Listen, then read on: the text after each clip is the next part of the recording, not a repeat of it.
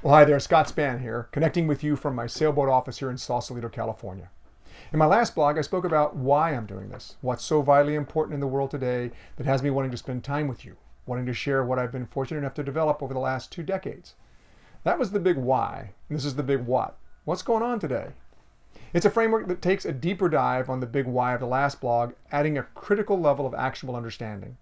For this blog, I ask myself that same question I ask CEOs and other leaders I work with. What am I trying to cause here? How do I want the world, your world, our world, to be different when we're finished with this conversation? The answer that came back is that my goal here is to radically shift our frame of reference about what's happening today, to discover a view of reality that's fast becoming our dominant paradigm, one that requires each of us to evolve now, to evolve how we perceive, how we think, even how we feel and relate to one another and to reality itself. And from that place to evolve our actions and our results. It's a rapidly emerging reality that requires us to literally shift our mindset. So let's jump into it now. Let's shift over to the screen, and once you've got a sense of it, we'll explore the implications. I've adapted this framework based on one developed by Dave Snowden. Dave built his framework based on the work of John Boyd, Stephen Haeckel, Max Blasson. It's one of Dave's most powerful, insightful, and valuable frameworks that I've come across. And so I want to share that with you now to help us frame how do we get into a complexity mindset. So let's go there now. If you remember in the last blog, we talked about the rate of emergence of these complex multi-stakeholder problems and how they are arising at a rate that exceeds our ability to solve for them, and how important it is to be able to close that gap. This framework is one of the ways of being able to position us to be able to do that.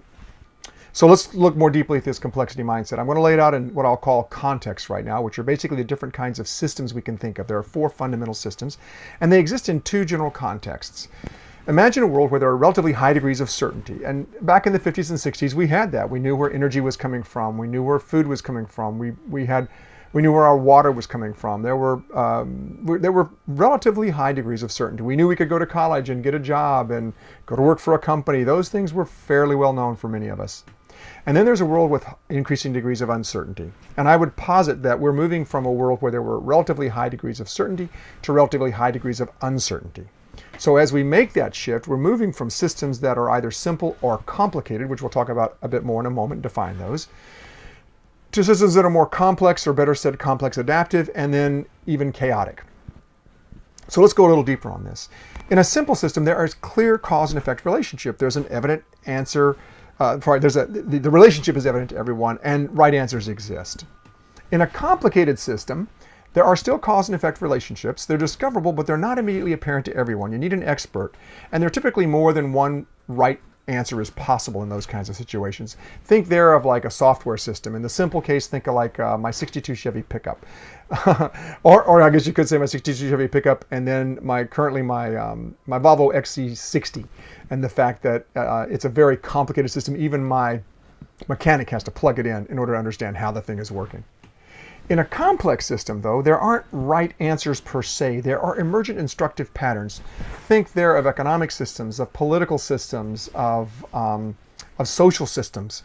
There are systems in which the actors and the system itself are co-evolving. So in a complicated system or a simple system, the structure is relatively fixed, and it's designed in order to evoke a certain kind of behavior, whether it's an automobile or a software system or a factory floor.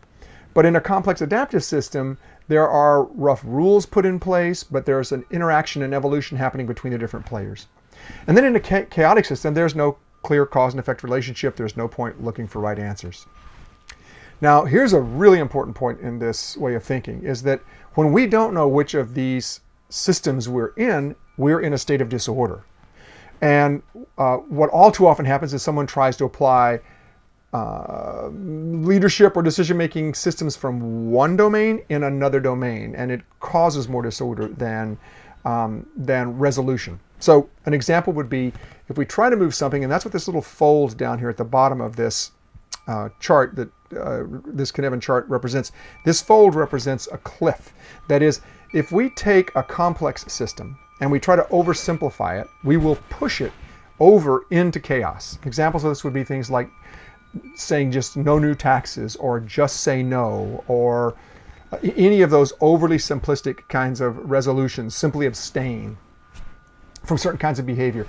in the example of no new taxes, we've taken an incredibly complex system and tried to oversimplify it for understandable reasons. It's a complex system and it's hard to solve for, but we've oversimplified it, and now we have in fact pushed that no new taxes simplification into a state of chaos. If you look at our infrastructure in our country, if you look at our 3 strikes and you're out in the prison systems in the country, if you look at the drug wars and what has happened by simplifying that down to just say no, that each of those attempts to oversimplify a complex problem has pushed us into certain levels of chaos where we're creating quite a bit of waste and harm in our system rather than good in our system. So what are the different approaches we take to these kinds of systems? Well, in a simple system, you sense, then you categorize what's going on, and then you respond. And if I take my 62 Chevy pickup as an example, there are basically 3 things that can go wrong. It's spark, or it's fuel, or it's air. And so I sense which one of those isn't working, then I put it in a category, and then I respond. And they're pretty straightforward responses for that. And they're typically, in that case of a simple system, there is a best practice. You rebuild the carburetor, you replace the spark plugs, and so forth. Those work really, really well. Those kinds of simple systems work really well in a hierarchy where you deliberately design the system in where there are high degrees of certainty to produce a particular outcome. That works quite well. Hierarchies work really well, very efficient there. In a complicated system, you sense, then you have to analyze it because it's a complicated system, and that typically requires an expert to come in and do some kind of analysis. Then you respond. And again, my XC60 is a great example of that. And if I build on that, by the way, there are, in those kinds of systems, good practices. There's a suite of things you can do. I remember on my other car, I had a problem with the transmission, and they could approach it mechanically or they could approach it chemically, if I remember right. And there was even a software response where they could do something in the software on the car. But the chemical response cost $40 to put an additive in the transmission fluid, and the mechanical response cost like $1,500 to replace the transmission. But there were a suite of things they could do, and we tried the $40 one and it worked. It was just as good as replacing the transmission. Again, complicated systems respond really, really well in situations under a hierarchical structure. That works really, really well. And you could even think there of an industrial plant. If in a hierarchy, the simple system is the factory floor, then you expand that to like an industrial plant. It's a very complicated system, but it responds really well to hierarchy. Now let's move over to the chaotic system. In a chaotic system, think Katrina. You first have to act. You have to get the people out of the water, get them off of the roofs, get them warm, get them fed, take care of any injuries. So you act first, then you sense, now what am I left with, what's going on, and then you respond. And that's how that, if you think about hurricanes or earthquakes or any of those kinds of places where chaos just emerges quite suddenly.